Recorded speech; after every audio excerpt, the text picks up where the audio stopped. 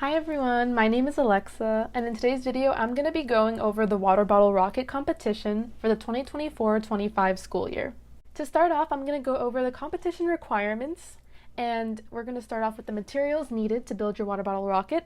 So, as the name suggests, you're going to be needing a 1 clear 2-liter bottle, and no tinted bottles are allowed.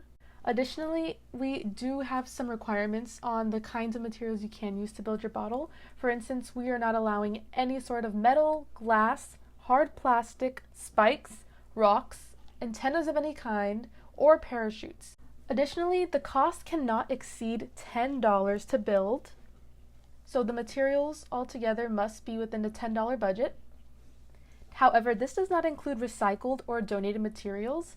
These do not have to be put in the budget, however, they still need to be documented and entered into your engineering notebook, which I will be talking about in a bit.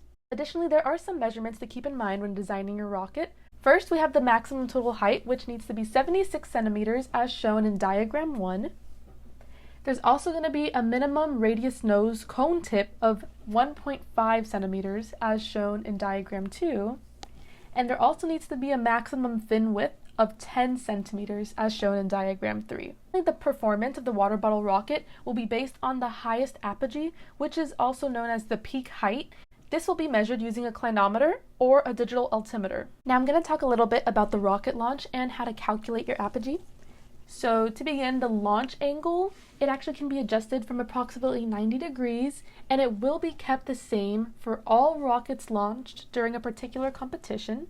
And each rocket will be launched using a 12-ounce water and 70 psi of air pressure. This will be kept the same for all rockets in a competition.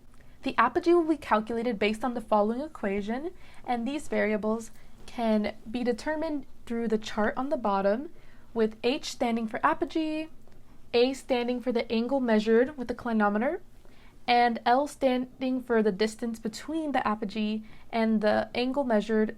Now the score for the winning team will be determined using the following calculation, and in this calculation the team apogee represents the maximum height reached by the water bottle rocket, and the max apogee is the apogee for the best performing team recorded during the SECME competition.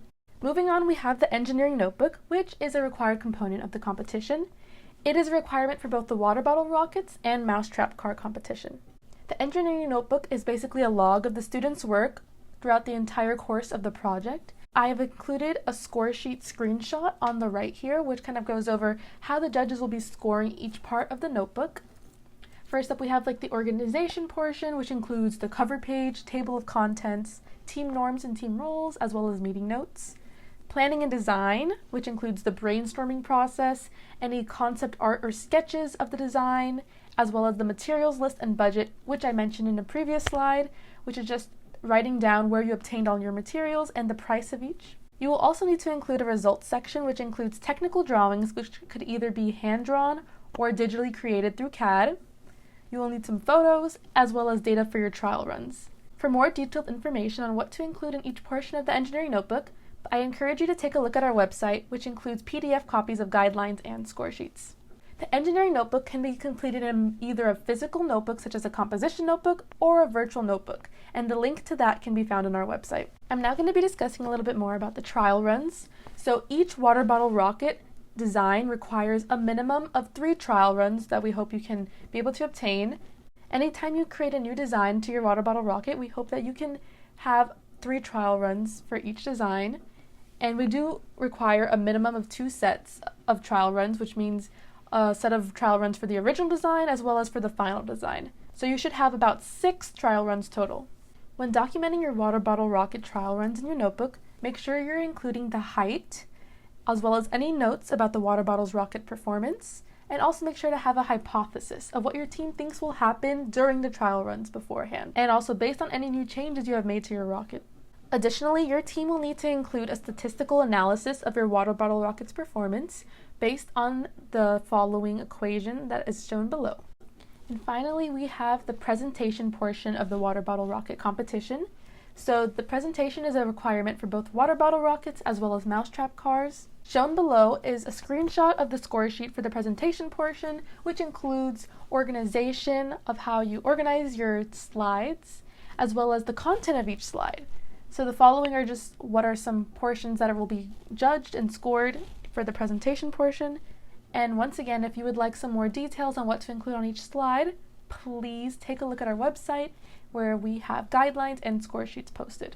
In order for teams to compete in nationals, you must provide some sort of video evidence of at least one trial of the final design of the water bottle rocket. All teams will be presenting in person virtually during the national competition.